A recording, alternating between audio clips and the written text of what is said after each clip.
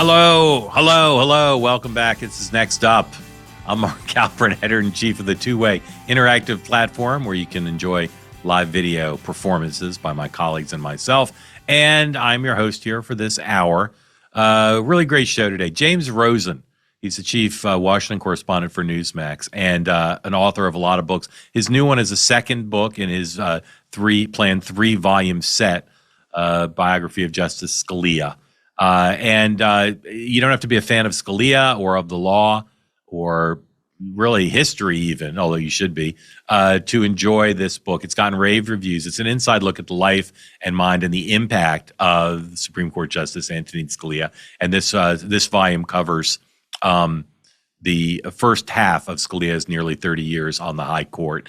James is just a great writer, and it's a great book, and we're going to talk to him about Scalia. We'll also save a little time to let you hear some of his extraordinarily good impressions of some leading American iconic figures, and then some Beatles trivia. James loves the Beatles. I love the Beatles. I am not his match in Beatles trivia. So if you love the Beatles, you're going to hear some tough questions for James and for the other contestants. You'll see. And you'll love it. I think you'll love it. James is just such an interesting guy, and he brings to life Scalia in the book, and he will for us here. Before he joins us, though, up next is my reported monologue on reporting about the midterm elections and about things we cover here in general. Some people call it politics. I call it campaigns, and I'll explain why. That's next up. Small businesses, they're the backbone of the American economy, always have been, but getting funding from traditional banks can be an uphill battle. Of the 36 million small businesses in the U.S., over 70% report needing additional capital every year. While revenue is at an all-time high for the big banks, they're tightening standards and approving fewer loans than ever, leaving owners of small businesses stuck with mountains of paperwork. But if you want bank rates without the bank delays, check out cardiff.co/mark for up to $500,000 in same-day funding. Cardiff is the largest privately held small business lender in the United States, having funded over, get this, $12 billion since 2004. Their application, it takes less than 5 minutes, has no impact on your personal credit, and approvals happen in minutes with same-day funding. Banks, they try to lock out small businesses. Cardiff has the key. Big banks may not want to approve your business loans, but Cardiff does. If you've been in business for at least a year and you're pulling in $20,000 a month in revenue, apply now for up to $500,000 in same-day business funding. Go right now. Go to cardiff.co/mark to check it out. Again, that's cardiff.co/mark. Real growth, fast funding. Cardiff, borrow better. Okay, next up, my reported monologue on the media and what people call politics sometimes. We're in an age now where media is supposed to be more sophisticated, right? More behind the scenes, more letting the audience into what's really going on. And that's supposed to happen across the board. And in some cases it does. But in two areas that I am a student of and one I'm a practitioner of, sports coverage and coverage of what I cover, which again, people call politics. I just think there's this general, not everybody, but a general lack of sophistication. And the gap that I find so troubling as a journalist, but also as a citizen who wants people to be well informed and get good content, the gap is between what the practitioners are actually doing, what they know, whether it's athletes or coaches on one hand, or people who run campaigns and candidates in the other. The gap is immense between them and the way they get covered. The way they get covered. It's not sophisticated. It's not telling the real story. And I find on Two-Way, or when I talk to people who are fans of Next Up, that they want sophisticated, and that a lot of them are sophisticated. And for some reason, which I have never understood and frankly still don't understand, the coverage is dumbed down. The coverage is too often off track from where the real story is. Why is it important to get the real story? Because it's more interesting, it's more real, and more genuine. And in politics and government and campaigns, you want to hold people accountable, and you can only hold them accountable and tell the history, tell the story in real time, the so-called first draft of history, if you're covering what's actually going on. Okay. So let me give you the sports example, make it a little more concrete for you. At halftime or at the end of a game on the sidelines or on the field, you'll see a sports reporter ask a question of a coach or an athlete. And often they'll say, halftime, they'll say, hey, coach, what do you need to do to do better in the second half? Or after the game, they'll talk to someone from the winning team and they'll say, what made the difference in the second half? These are inane questions because they're not specific, but they allow the coach or the player to give inane answers. It makes me absolutely crazy. I could show you a million examples. I watch it every Saturday and every Sunday in football and basketball in particular. Here's one example. Here's a coach asked about a momentum shift in a game and how it turned things around on the sidelines. Here it is. I don't even know who the coach or the reporter are, but this is just one example. Coach, what a momentum shift. How huge was that Xavier Thomas touchdown heading into the locker room? Oh, it's big. I mean, every play's important in a game like this. So, yeah. So the sideline reporter says, what a momentum shift. How huge was that Avian Thomas touchdown heading into the locker room? Stupid question. How huge was it? It was huge. Oh, and the coach says, oh, it's big. I mean, every play is important in a game like this. So, yeah. So there's nothing there about anything. I mean, there's nothing there that shows the expertise in the question or in the answer. What you'd really want to know is, how did you draw that play? How did you look at the earlier plays? How did you read the defense? Who called the play? What was the play that was called? How did the play that was called differ from what you actually did? Right? These are all the way a team would talk about it. But for some reason, in the interchange between reporter and participant, it's all dumbed down. Here's what happens in coverage of what I cover. And again, people say, oh, I cover politics. Politics is a thing that does get covered. But to me, politics is speeches and issues and rhetoric that is not really what people in campaigns do. Politics affects campaigns, but if you talk to a candidate who's engaged in what he or she's doing, if you talk to someone who's a political strategist, a consultant, a campaign manager, they're in the business of campaigns more than they're in the business of politics. And what is campaigns? Campaigns is get out the vote, organizing, using technology, hiring professionals and building a team. That's a campaign. And in my business, almost nobody covers campaigns, or really, and almost anybody in campaigns will tell you this, they don't know much about campaigns. To the extent I've had success in my career, one reason is I study campaigns as much or more than I study politics. But they get away with so much in doing things in campaigns that are really not kosher necessarily. And often they don't get enough credit because the people writing about them in media are really just covering politics. Now, there's also elections. That's a third thing. That's about the casting and counting of ballots. That's also important to know about. And after the 2000 recount, which we're going to talk to James Rosen about, people in my business learned a lot more about elections than they knew. Every state's got its own election law. Counties have their own ways of doing it. People vote on machines. They vote on paper. Now, in the age of Trump, we learn more about elections, absentee ballot rules, and all of that. But elections are important to know about, and people who run campaigns typically know a lot more about elections, casting and counting of ballots, than people who cover them. But it's campaigns themselves, the operation of campaigns, that people just tend not to know about, just as sports reporters seem to not know very much, or at least don't talk very much about how teams actually adjust during games to do better and try to come back if they're behind. You think about reading about politics or campaigns in newspapers and on websites, or hearing about it on the news. What are most of the stories about? Most of the stories are about personality.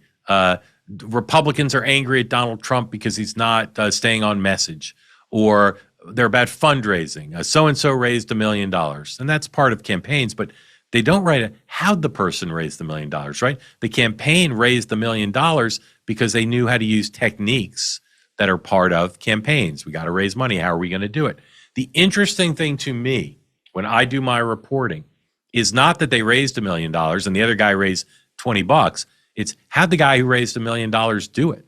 What were the techniques that they used?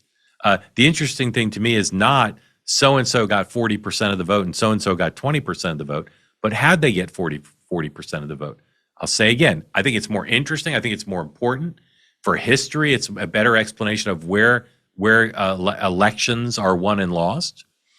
And it requires expertise and sophistication. So here's why I bring this up in a reported monologue.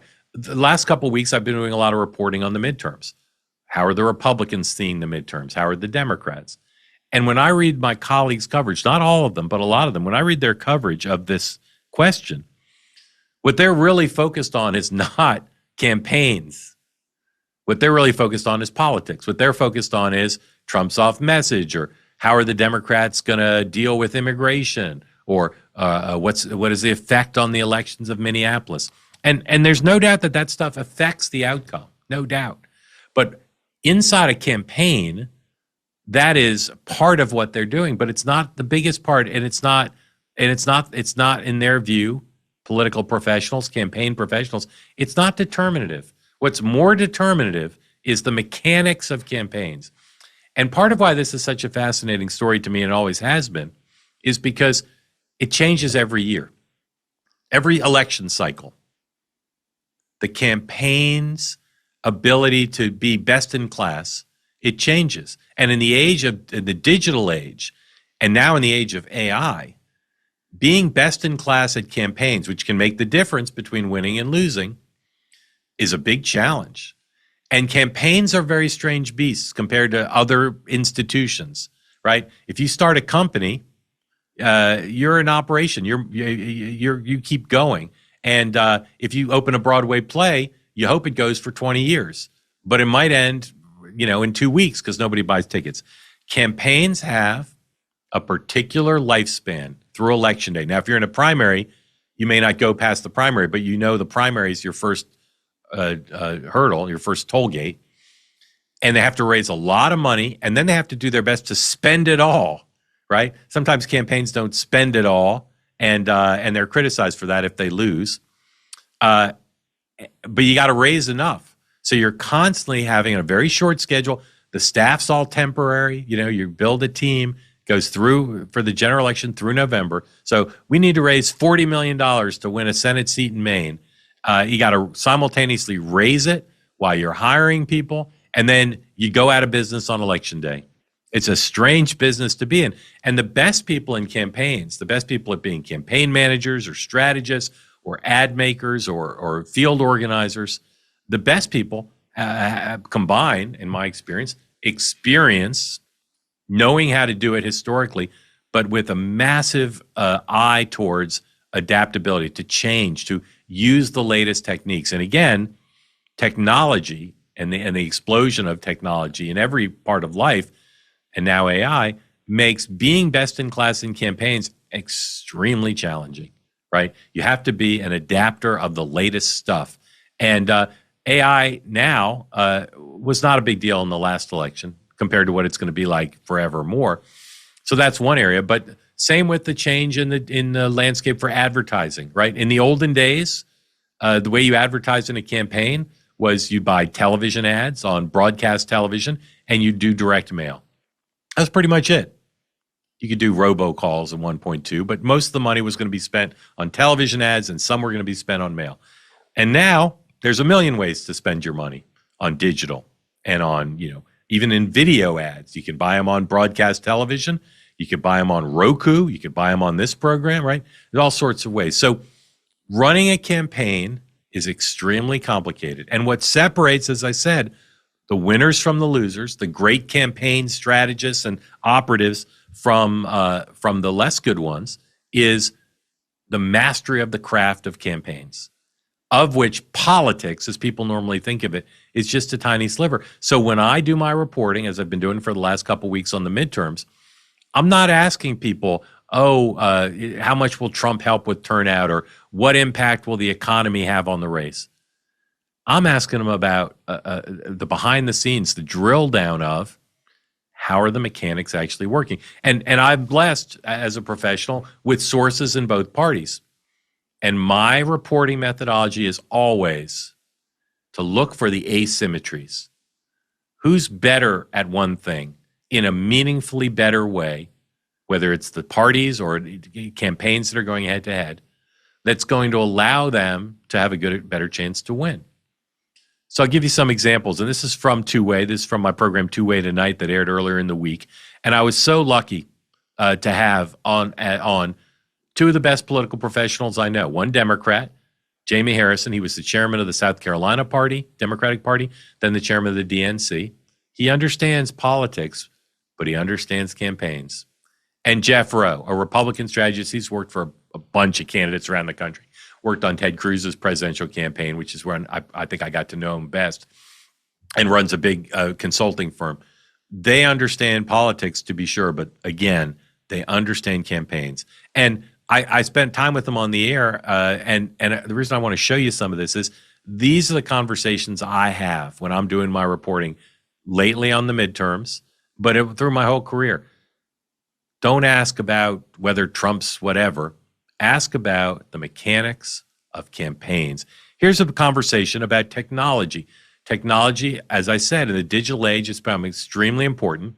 And knowing who has a technological edge, if one does, sometimes there's no edge, massively important, now more important than ever. Barack Obama won in part because his operation was head and shoulders above John McCain's regarding the use of technology. Part of why Donald Trump in 2016, what he was able to win was his folks understood how to engage with the social media platforms. Ironic that in 2020, part of why Trump lost was the social media platforms turned on him in a variety of ways. But in 2016, his team, his crew, liaisoned with the big social media platforms in a way that my reporting back then showed was superior to what Hillary Clinton was doing. So here's part of my conversation with Jamie Harrison, Democrat, Jeff Rowe, the Republican, on who's using technology better now and how and why. Roll S1, please. Who's better right now on the use of technology in campaigns for all the things technology is used for? Democrats or Republicans? Jeff? Republicans. Our data, I believe, has surpassed the van system that the Democrats have. Okay. Jamie? I wouldn't say Republicans on that. There are a lot of things that I know the DNC's have been working on to continue to prove data. If Republicans have an advantage, it is a very slight one, minimum one that I don't think will make a difference one way or the other. Let's drill down on this because, again, it's just a respectful disagreement here. Jeff, just be more specific. Where do you see the advantage? I believe it's in the targeting of ticket splitters. So Jamie talked about ticket splitters. I think it's probably going to be 7 to 9% of the vote. In a general election, presidential is 150 million people vote. In an off-year election, it'll be 100 million people vote. So I think that the ticket splitters, I don't really count independents now because a lot of people call themselves independents, but the ticket splitters are going to be less. And I think our ability to track and target voters on video, which this is the most complicated media advertising cycle I've been in. I hope it goes away quickly. You used to be able to put it up on 3 stations and you're good. And then throw in some cable and you're fine. And now 25% of the people. It's not coming back, dude. You're going to have to advertise about 75,000 places on video. Okay, so what are they saying there? They're saying that Jeff is more confident his party has an advantage. Jamie wasn't as sure that either side had an advantage. But Jeff's saying specifically on this question of targeting swing voters, right? So now, again, they use technology. They have these voter files, right? Data on every registered voter. The information you get differs depending on what state somebody's in. And then they put in a big database and they cross-reference it with consumer preferences that they get from these big voter files. And then they say, okay, I know Joe Smith lives at 125 Main Street, and I know he's a swing voter based on the data that we have. I want him to get to vote for my candidate. So how am I going to reach that person? Digital ads, video ads, maybe even direct mail, right? That's still used. That's the stuff of campaigns. That's the stuff that's going to determine what happens. And if Jeff Rowe is right, and I believe he is with respect to Chairman Harrison, if Jeff Rowe is right that the Republicans are currently superior in data And there's a variety of reasons why that might be true. They're closer to Silicon Valley than they've been probably ever, and that produces a lot of access to data expertise. They control the White House, and the RNC, which gives them more ability to kind of be coordinated. And they have just a lot of people in the party now at senior levels, including the Trump political team, who believe in data, who believe in the importance of that. Mobilizing voters to persuade them how to vote and to get them out to vote using technology, that's as big as anything. Now, the fundraising matters because you got to pay for all that. But if you're raising a lot of money, but you're spending it poorly, and people, argue that's what the Clinton campaign did when they lost to Trump, that doesn't help you, okay? So just embedded in that short clip, and you can go listen to the whole episode on Two-Way, embedded in there is what I'm talking about. Those are two campaign professionals discussing how campaigns work. Here's another one. This is, I asked them the question on, same thing, is there an asymmetrical advantage on social media content in the whole red versus blue ecostructure, not just the campaigns or the party committees, but their allies outside? Does anyone have an advantage there? This is S3, please. I mean, who do you think has the advantage on social media? Again, red team, blue team. Who's got better game on social right now? TikTok, Instagram, Facebook, which is still big with voters, LinkedIn. Who would you say is more creative, does more to win elections on social? Republicans in the last election cycle showed that they definitely had an advantage over Democrats in terms of how to navigate social media world and connect with voters in that space. Definitely Democrats are trying to catch up. And again, companies like Ryegrass are helping in that space. Yeah. But Republicans would advantage. Do you agree Republicans have the advantage on the content side of social creativity? And yes. Yeah. Maybe not the audience size yet outside of Trump, but yes. Yeah. I'm going to assume you both agree with me that the podcast space and video podcast space, Republicans have the advantage, right? Yes. Yeah. Okay. All right. So if you're thinking about the midterms, and again, this is all part of my reporting on the midterms, you look at history, Republicans should lose a lot of seats, lose the majority in the House, maybe in the Senate, because that's what's happened historically. And President Trump's approval rating is at a level which normally would cause the president's party to lose a lot of seats. But then you look there, just at that brief clip from my conversation with two political pros on campaigns, 3 asymmetrical advantages for Republicans. 2 they agreed on. 1, I'll break the tie and say Jeff Rose right. Republicans are better at using technology to get out the vote. They're better on social media content. They're better on podcasting. Those are, in the age in which we live, if you have advantages in those areas on a campaign, big advantages. That's why so many Republicans continue to believe that if they can get the president's approval rating up, if they can improve voters' perceptions of the economy, having to do with politics, then their campaign apparatus, again, the whole red side of the thing, those are big advantages to have. If you think about all the political content you've consumed, and many of you consume a lot of political content, just in the last couple months, you haven't read much about that, right? You guys or heard much about that on TV or on podcasts or on YouTube. There's just, for some reason, just as sports reporters tend to not ask the right questions of coaches and quarterbacks and other players, for some reason, people in my profession, not everybody, there's some exceptions of folks I admire do it right, there's not a lot of coverage of campaigns. And campaigns are more determinative than politics about who wins and loses, who represents us, what the government ends up doing. So I'll continue to cover campaigns and the mechanics of this stuff. For some of you, maybe it's a little wonky. Maybe it's too inside. Maybe you don't want to see behind those curtains.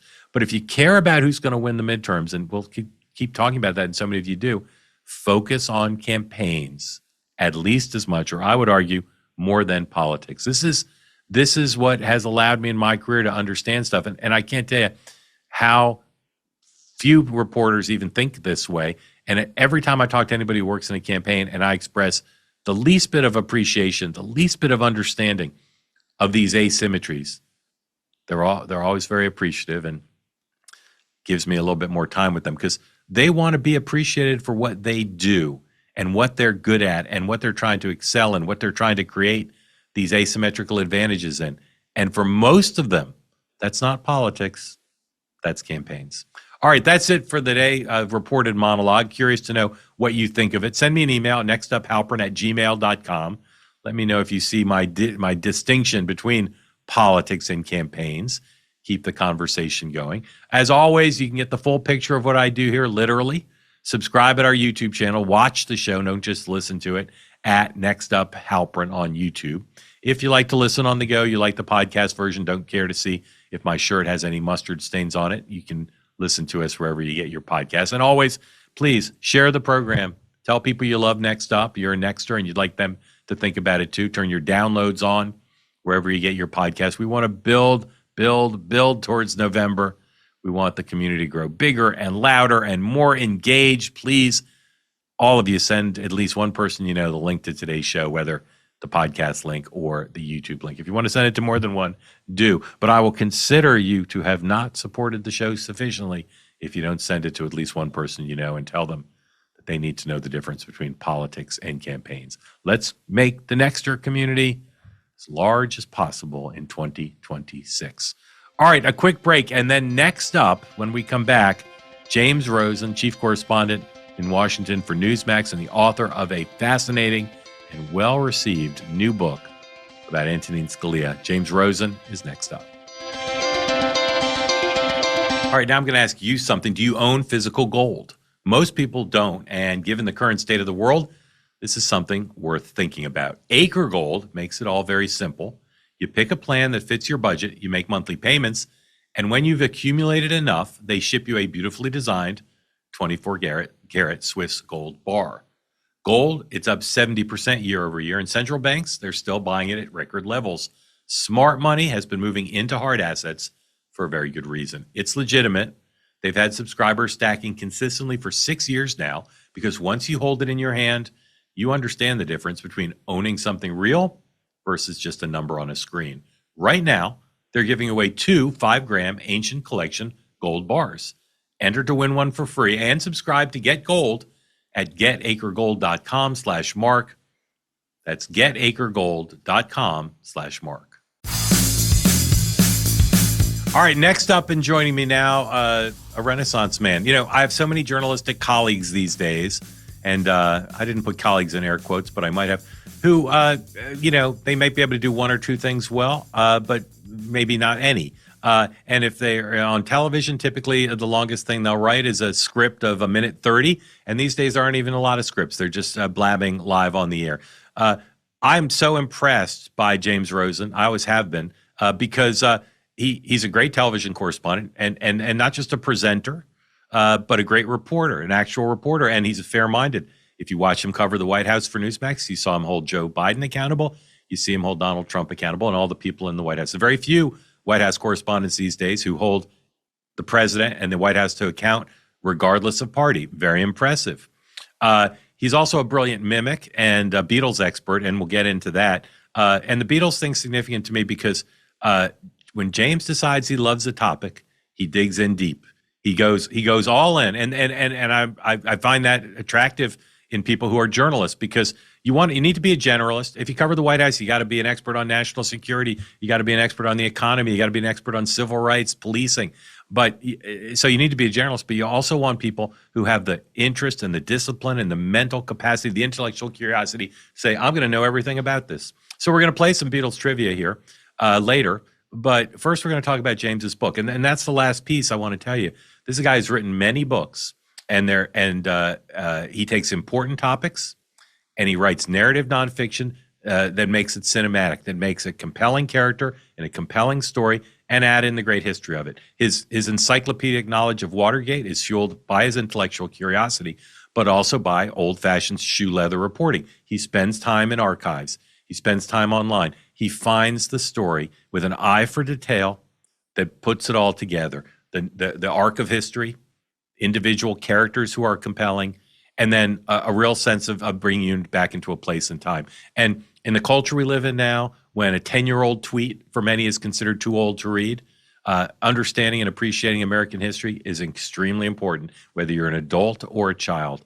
And so I'm grateful for the chief Washington correspondent of Newsmax, James Rosen, also the author of a book, two books so far, two of three in a series about one of the titans of the last 100 years in America, Justice Scalia of the Supreme Court. The books are called Scalia. The first one dealt with his career and his life before he joined the court. The new edition deals with the first part of his time on the United States Supreme Court, where he has been as influential in American life as arguably anyone else, with the possible exception of our presidents. Next up, right here now, after an intro longer than many cable news segments, James Rosen. James, welcome and congratulations on the book, and thank you for being here. Mark, thank you. That was so generous. I'm tempted to just end the segment right here and just leave that bit. Well, you could tell your family there's at least someone who appreciates you. My wife will need to see this segment for sure. Justice Scalia. Again, there are people watching the show, listening to the show, who say, well, of course, I know all about Justice Scalia. And I'm sad to say, because I like our nexters to be considered well-informed, there are people here who probably only have a hazy understanding of him. So busy as you are, as many books as you've already written, and as much as you are interested in other topics, what is it about Justice Scalia that makes you want to write over years, a 3-volume biography of him? Well, Mark, I'm ashamed to tell you that this book began its life as a concise biography of Antonin Scalia. That was the vision the publishers and I originally had, that it would be the kind of book that would acquaint readers with why Scalia was important, and you could probably knock it out on a long plane ride. But as you know, and certainly as Mrs. Rosen would attest, I don't do anything concisely. And so I wrote 170,000 words, which is about 20,000 words longer than your average nonfiction book, and I'd only gotten the man to the point where he sits down in his chair on the Supreme Court. So we decided that it would be a 2-volume project, and the second volume would take you from his sitting down in the Supreme Court to the end of his life. And I wrote 183,000 words, and I'd only gotten the man through the first half of his tenure on the Supreme Court. So that's volume 2. That was just put out this month. It's called Scalia, Supreme Court Years, 1986 to 2001. It takes you from his first day showing up for work at the Supreme Court. And in one of his private letters that I reviewed and I published in the book, he says that the justices' first conference, this is the closed-door meeting where the justices get together, just the 9 of them in the room in this ornate book-lined long conference table setting. And the Chief Justice goes around the table and they decide they tell the other justices how they're going to decide the cases that they've just heard in oral argument. And Scalia, in a private letter, said to a friend that at his first conference, he being the junior justice, they come to him last to say how he's going to vote on the cases. And the moment it was his turn to speak, he said, I felt like a character in a Woody Allen movie. So it takes you from his first days on the court up through the national trauma of Bush v. Gore. Why did I want to write about Antonin Scalia in the first place? I watched him on television when I was in high school, participate in these PBS debates that were moderated by Fred Friendly. And they were a theater in the round setting with a live studio audience, and they would convene eminent minds of the time: Dan Rather, Sandra Day O'Connor, Antonin Scalia, Gerald Ford, and they would the moderator would lead them through a kind of hypothetical scenarios about a ticking time bomb, terrorist scenario, or what have you. And Scalia just immediately struck me as fundamentally different from the other panelists.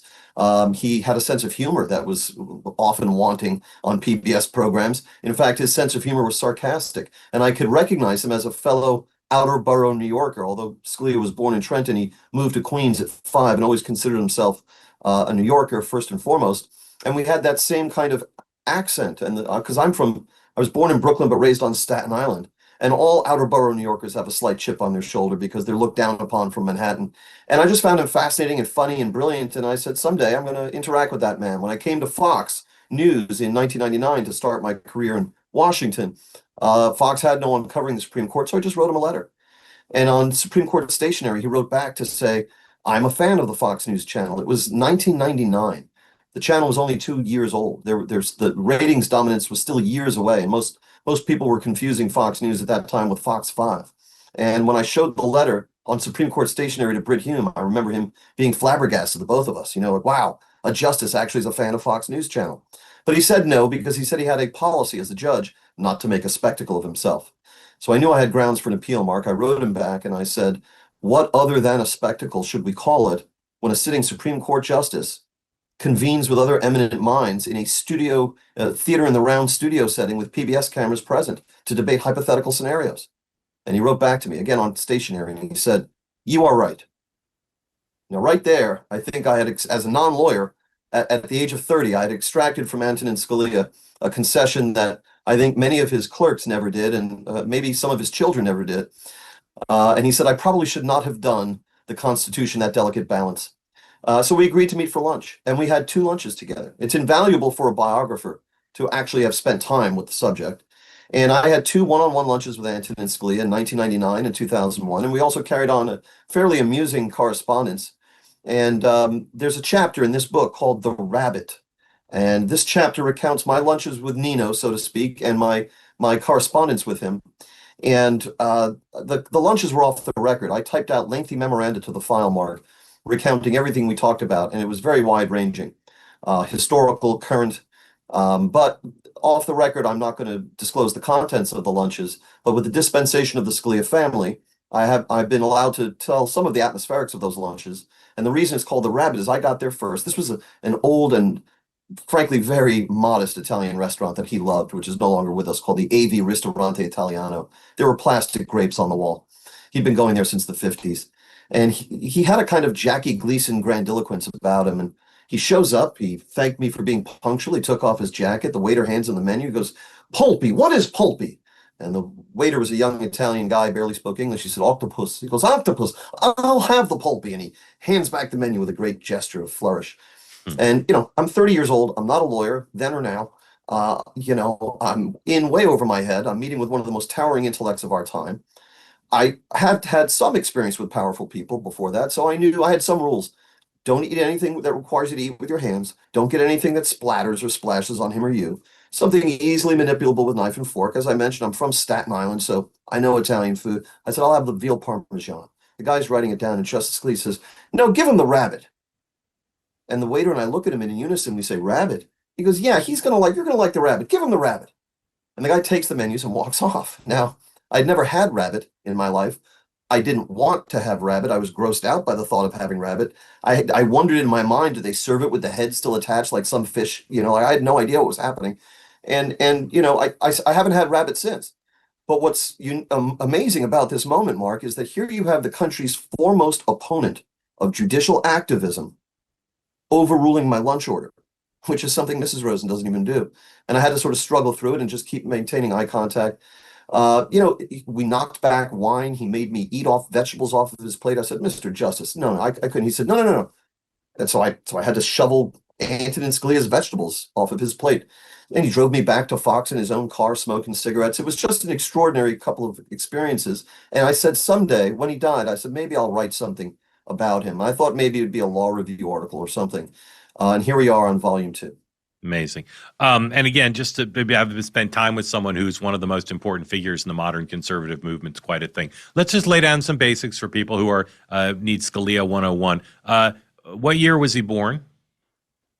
Scalia was born in 1936, died just over 10 years ago in 2016. Yeah. Okay. And what did he do before he was put on the Supreme Court? So Scalia was the son of an immigrant, a Sicilian immigrant, who came here with $400 in his pocket and not knowing a word of English, and who made himself into a professor of Romance languages.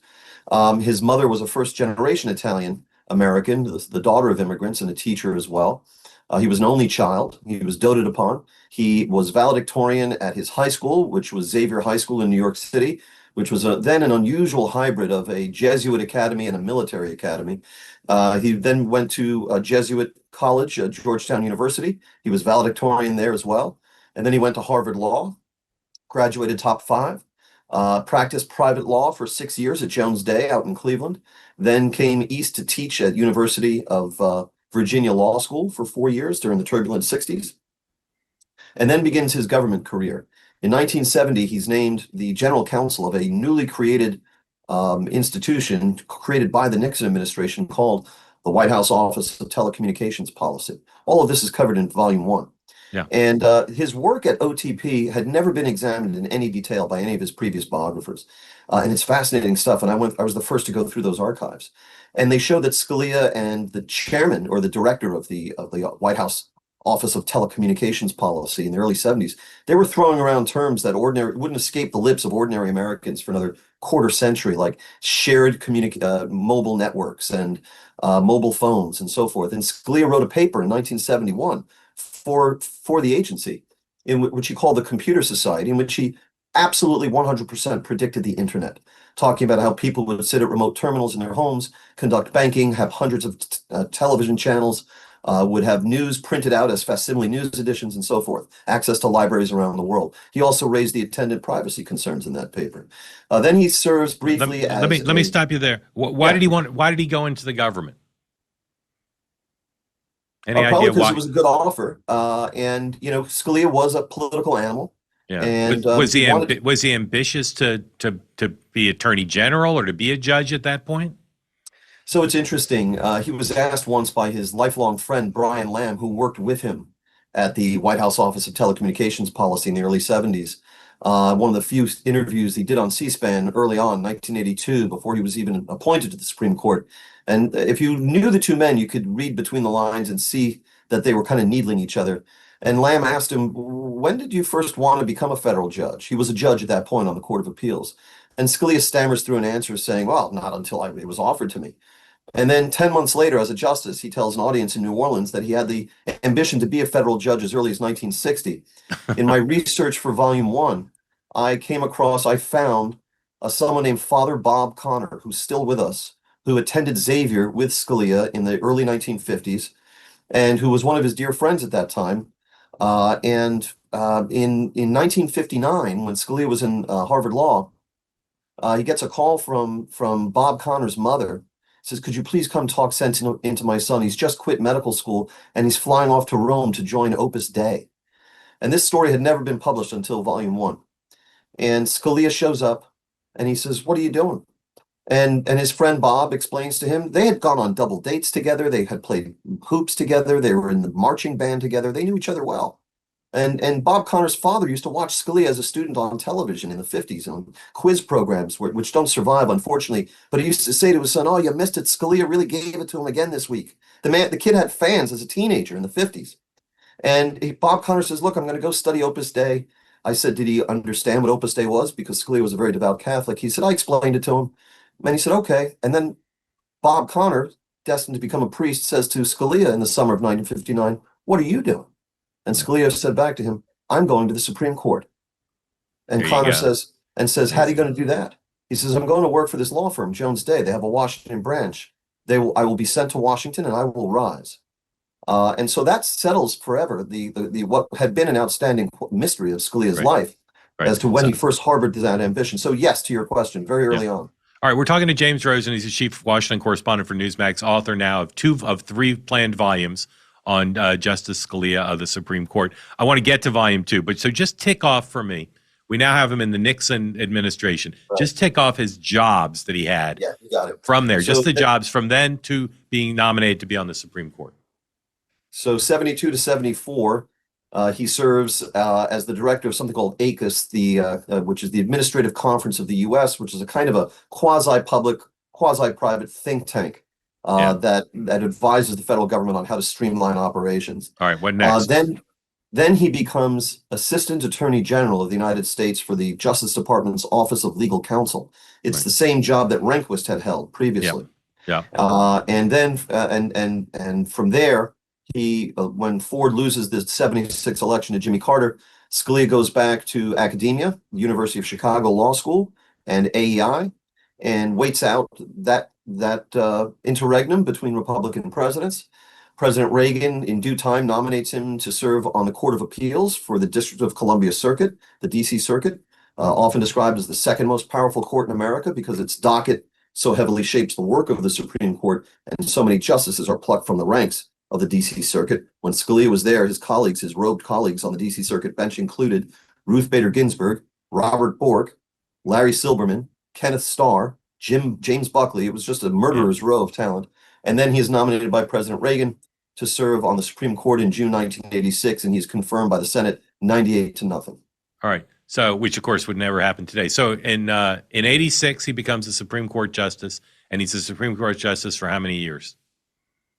The next 29 and a half terms until his death on a hunting trip in Texas in February 2016. All right. So your book, the new book, covers the first portion of the almost 30 years that he's on the first court. half. The first half. Yeah. And explain how you make a Supreme Court justice, a towering intellect, but who operates, without a lot of public comments. How do you turn him into a compelling character for an audience that's not interested in a stuffy legal book? How do you bring that to life in your process and in your writing? I'm glad you asked, and it's an important point. This new book, Scalia, Supreme Court Years, 1986 to 2001, covering the first half of his extraordinary and momentous tenure on the Supreme Court. This is not a book just for lawyers. This is for everyone. I'm not a lawyer, and I wrote it. And when I was rereading what I had written for the process, the editing process, and putting it out, I found myself cracking up because Scalia himself was such a hilarious man and so gifted and witty. So this story, how do you make him human? How do you make it come alive, the law? The answer is you tell it like a novel. You create, just as Tom Wolfe used to advise, you create scenes, you tell vignettes, you use dialogue wherever possible. These literary techniques applied to any stuffy subject can make it come alive. And all the reviews that are out so far talk about how this book reads like a novel and how it's you couldn't put it down. And it's funny as hell often. And I alternate between the case law and the judicial philosophy, which is why he was so important. I assume we'll get to originalism, which has to be explained. Yeah. And the cases are all there, right up through Bush v. Gore. But I alternate with what's going on in Scalia's faith, what's going on in Scalia's family, what's going on in Scalia's appearances at public events.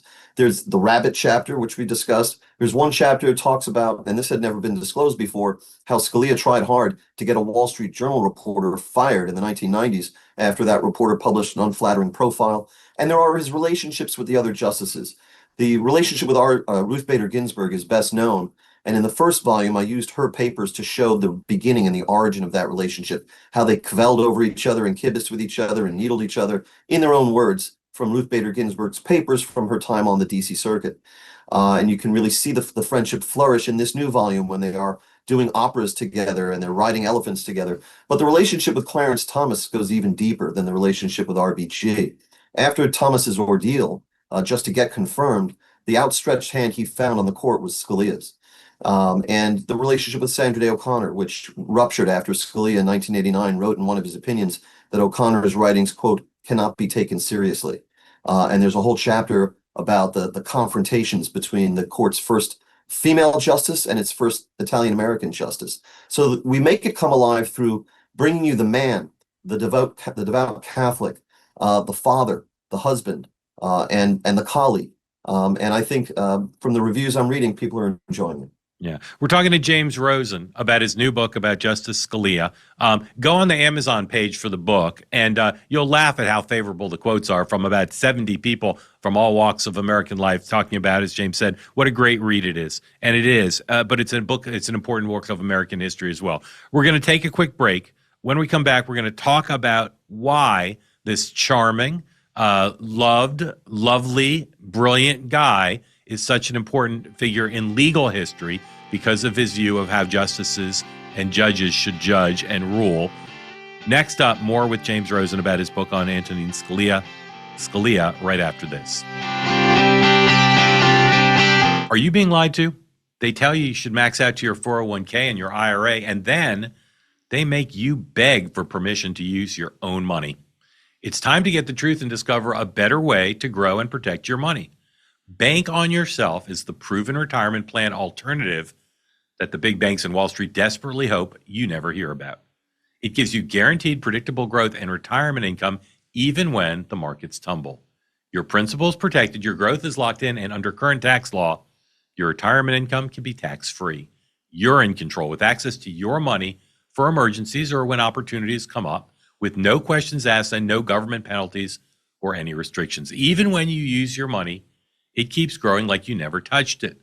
With built-in inflation protection, your savings grow every single year, so you'll always know the guaranteed value of your retirement and have real peace of mind. You can get a free report that reveals how you can bank on yourself and enjoy tax-free retirement income, guaranteed growth, and control of your money. Just go to bankonyourself.com/Mark and get your free report. Again, that's bankonyourself.com/Mark. bankonyourself.com/Mark.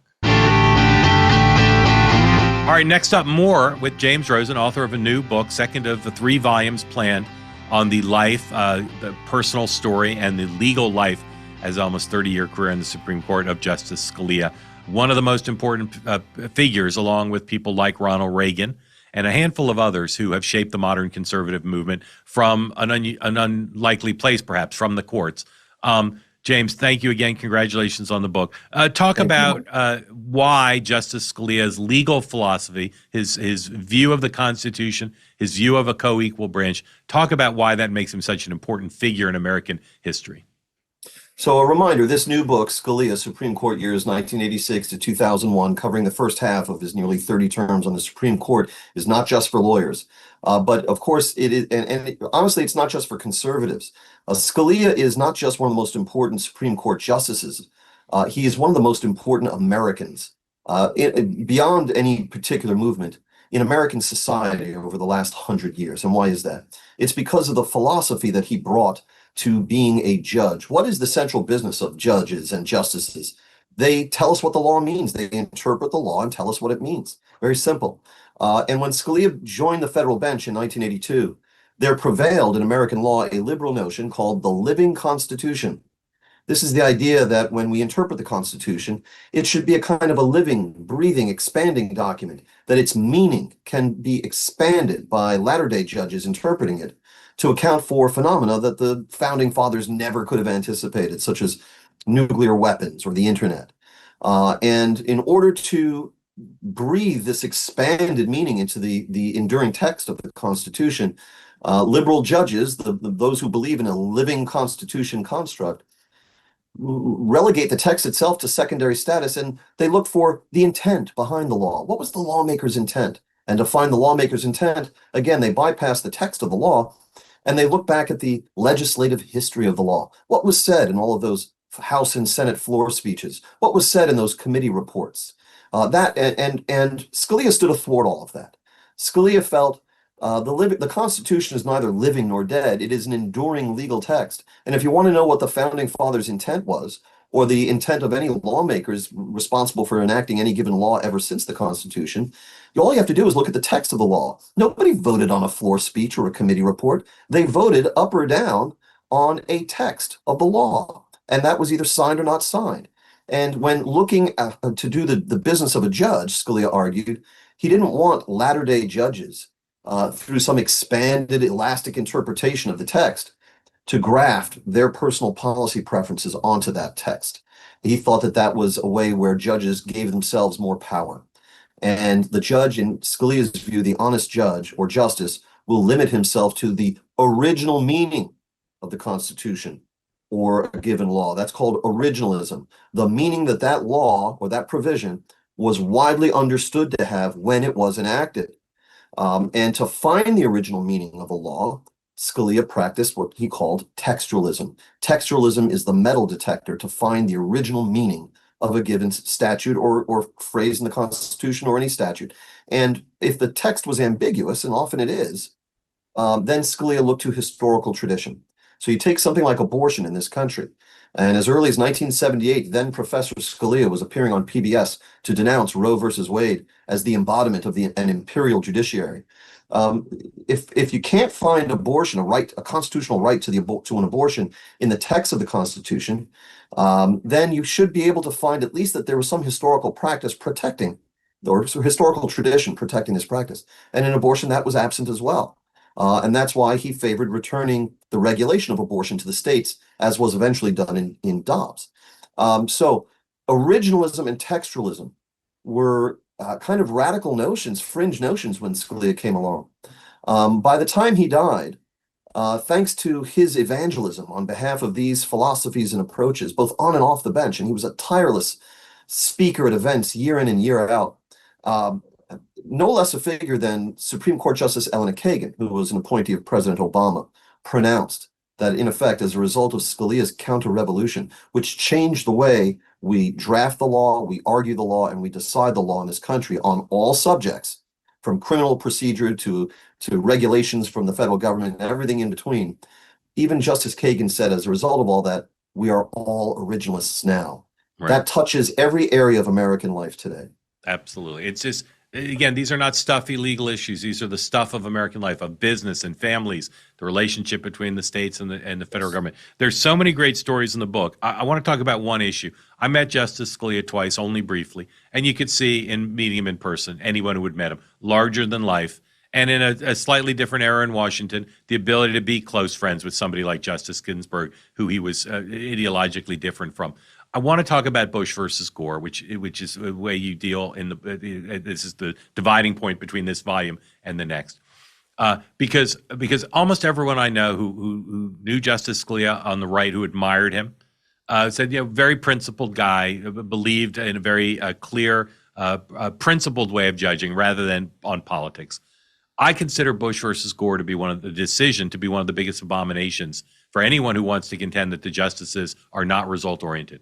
All 5 Republican nominated justices voted to give George Bush the presidency. All 4 liberal justices voted no, to defer to the state court in Florida. What Justice Scalia and his 4 colleagues did was they said the Florida Supreme Court said there should be a recount, and they said no. The federal government's going to tell Florida how they should run this election in their state. That is antithetical, in my understanding of the law, and I'm not a lawyer either, but I've studied this case a lot. It's antithetical to what I believe Justice Scalia would normally say, which is normally he'd say, defer to the states. The federal court should not tell Florida how to run their election.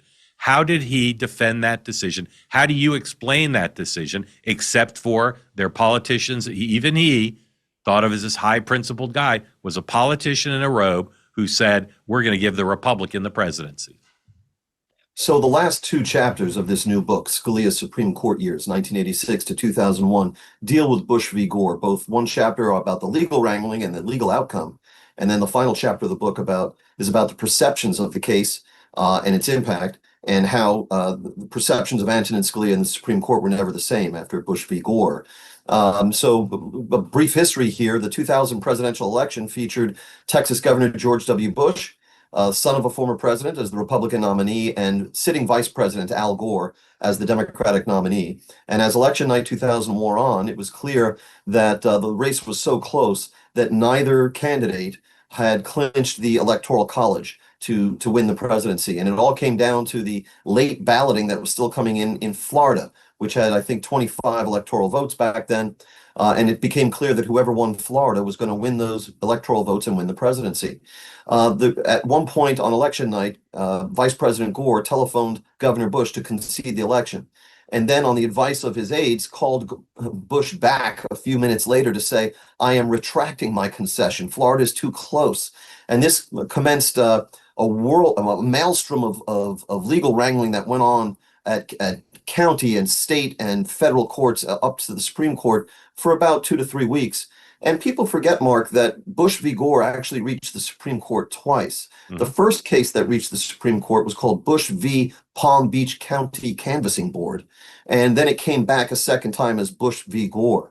And all of this happened on such a compressed timetable for the Supreme Court. Ordinarily, they get months to consider their decisions and how they're going to rule. And here, all of these, they had to hear oral arguments and exchange drafts and issue rulings within like a weekend at certain points.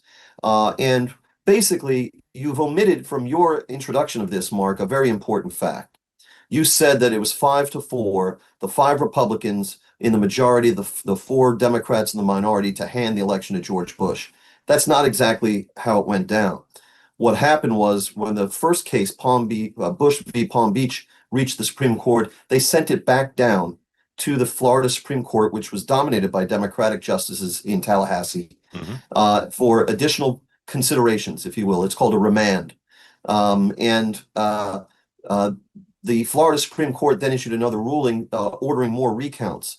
What was wrong with the recounts was that a ballot can be organized one way in one county in Florida, and the ballot is structured a very different way. And the rules for counting ballots and trying to discern voter intent, if they didn't quite push out the little chad, and that gave rise to the term hanging chads, that could disadvantage the resident of one Florida county over the other. If if they lean a little more forward, right? It could, and that's an equal protection argument that the created an voter in equal one protection county problem. should be treated. But that's something that traditionally a liberal justice would say Washington needs to tell Florida, you're treating the voters of County A different than the voters of County B. Historically, that would not be a Scalia position.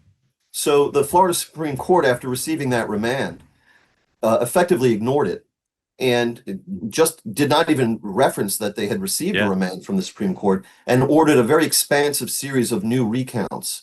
What also was omitted, so two things were omitted from your introduction, Mark. One is, this is not just a matter of federal deference to the states, known as federalism, of which, as you properly note, Scalia was a champion. We're talking about a federal election for the highest office in the land. And both the state laws in Florida and the U.S. Constitution carried very specific provisions imposing deadlines for meeting the requirements for the Electoral College vote to be certified. That's why January 6th is such an important date. The roll call of the Electoral College has to be certified on that date due to federal law. The other point that, and so once the Florida Supreme Court just ignored the Supreme Court's remand and just said, because they were a bunch of liberal Democrats pretending to be judges. Once they did that, the Bush team appealed immediately to the Supreme Court, and that's the case Bush v. Gore that reaches them. And in granting cert and agreeing to hear Bush v. Gore, the Supreme Court announced, and this was Scalia's contribution really to the whole Bush v. Gore thing. Otherwise, his role has been largely inflated and twisted. He announced publicly that in granting cert and hearing Bush v. Gore, agreeing to hear the case, the justices have determined that Governor Bush has a high probability of succeeding in his appeal. Okay. So ultimately, and here's the other fact you left out, Mark. The justices ruled 7-2, that the Florida Supreme Court was not obeying the state laws or the federal constitution. That's true. In how these recounts can happen and what timetables have to be met. It was 5-4 as to what should be done about that. And four of the four liberal justices said, well, let's send it back to the Florida Supreme Court. Ask them to do it right. And the 5 right. Republicans said, no, we've tried that, and they ignored us. And this process needs to end. It's an equal protection violation and so forth. So, I think the case is popularly misunderstood in many respects. All right. I'll never believe that Scalia did anything but vote politically, as all the justices did. Here's the question I wanted to ask him. I was once at an event where he was taking questions, and I raised my hand desperately, and I didn't get called on. How would he answer this question? He very big 10th Amendment guy, very deferential to state power. Not a big supporter of gay rights as something that should be created by the courts.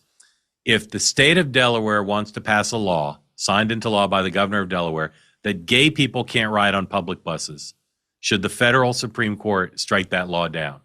How would he have answered that? Well, first, I have a handy trapdoor for such questions. When I was promoting the first book, I appeared on a lot of right-wing radio programs where the host might say something like, all right, so James Rosen, how would Judge Scalia have felt about the J6 hostages? And right.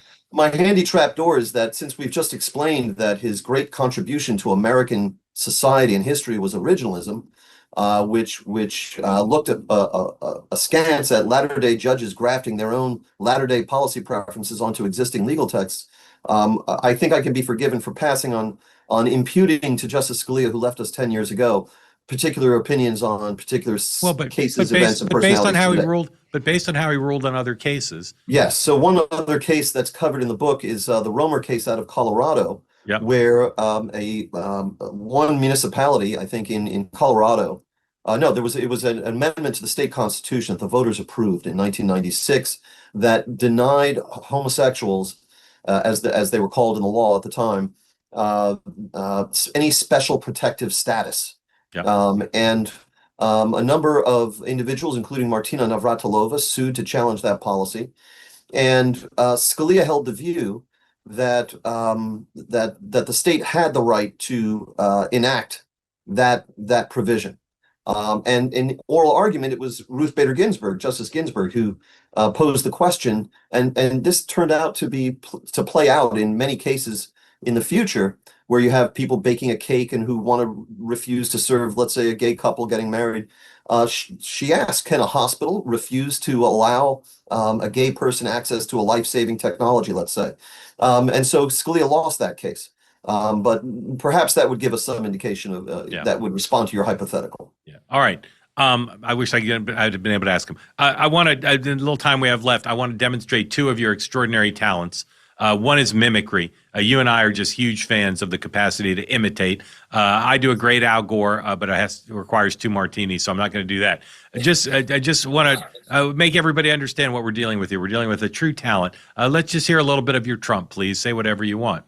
First of all, to do a good Al Gore might require a couple of martinis, but also that your audience be over the age of 50. Okay. Exactly. Believe me, I have nothing. I have no intention of suing. Maybe we'll sue. I think we do very well if we sued. I'm going to sue her fat schlong right off of her face. Very good. Let's do a little of your Obama, please. The notion that somehow I or members of my administration would extend a sentence and extend it some more, and then some more, is false. All right, very good. And lastly, and this would require people over 80, a little of your Howard Cosell, the legendary sportscaster. Oh man, I wish I had a little ding noise to sort of like, okay, hang on now. Yeah, just do like a Marcel Marceau rewipe. Okay, round 11, Ali, still on his toes, sticking, jabbing, moving like the Muhammad Ali of old. All right, that's brilliant right there. All right, now we're going to do Beatles trivia. If you're our age, you love the Beatles. And I remember when the Beatles at the Hollywood Bowl came out, George Martin, who had done the producing of it, their longtime producer, they were liner notes. And he wrote in the liner notes that he'd had an exchange with his 9-year-old daughter, Lucy. This is 1977. And Lucy asked about the Beatles, Dad, were they as great as the Bay City Rollers? To which George Martin claims he replied, probably not. My point is that even back in 1977, kids today didn't know much about the Beatles. But for us and for my colleague Paul Wilkie, who's going to join us now to play some Beatles trivia, the Beatles are everything, and they continue to be. The Rolling Stones may have called themselves the greatest rock and roll band of all time, but they weren't. The Beatles were. And I have lots of friends like you who say, I know so much about the Beatles. But we're going to test it now with 2 of you. I got to stop you right now. Before we even do this, I got to stop you. Yeah. Number one, you keep making as though, today kids don't know the Beatles. The Beatles were the first band to reach 1 billion streams with and trivia. We can do trivia. Yeah. Which song reached 1 billion streams first in all of the world? I'm asking the questions here, Rosen. Yeah, Here Comes the Sun. Yeah. So number one, they remain very popular with younger audiences. And number two, I can't believe you brought up the liner notes and the exchange between George Martin and his daughter Lucy, where she says, are they as great as the Bay City Rollers? And he ends the liner notes by saying, one day she'll know. Right? Yes, it's true. In 1991, it's true. In 1991, I ran into George Martin and his family at LaGuardia Airport and completely embarrassed myself, jumping up and down like something out of Calvin and Hobbes, like screaming in exultation before getting it together and having him sign my copy of Tom Wolfe's Electric Kool-Aid Acid Test. And then I went and sat with the Martin family for about 15 minutes to bother them some more. He says, and George Martin starts introducing his family. This is my son, Giles. I said, hello, Giles. And he's like, Giles is a very big Beatles fan. And I said, okay. Now, of course, Giles has taken up his father's legacy. He's the one who remixes the Beatles releases today.